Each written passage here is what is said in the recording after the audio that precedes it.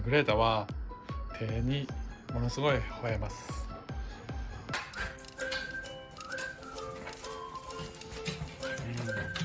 どうやったら吠えるかっつったら、こんな感じの手をするとグレータが基本的に吠えてきますよ。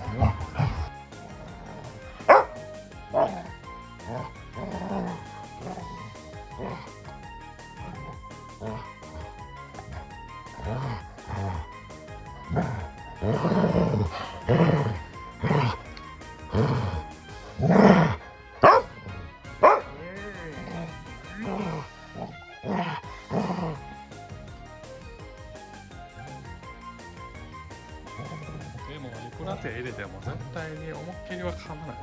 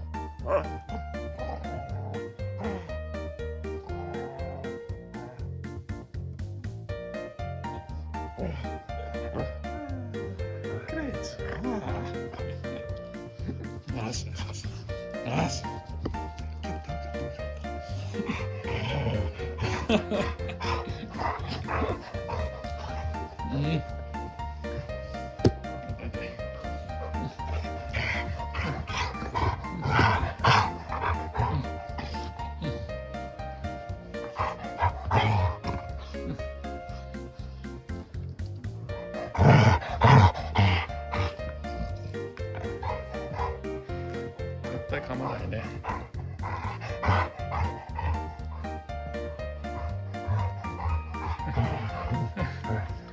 で、赤とばっちり食らってる。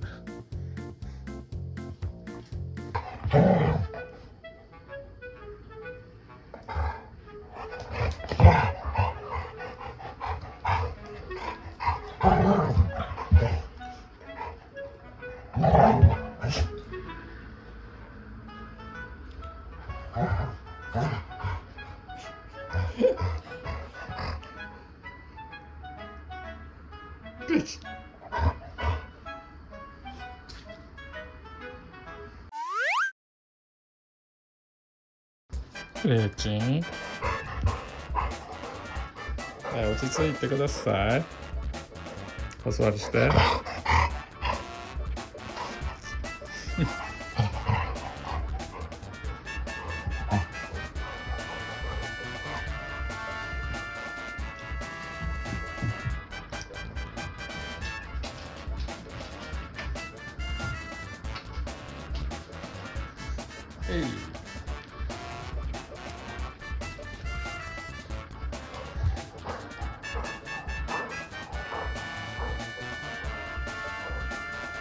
人ともこの人形がかなり好き。普通やったらもうボロボロにして中の綿出せねえけど、この人形はなぜか知らんけど2人で長いこと遊んでます。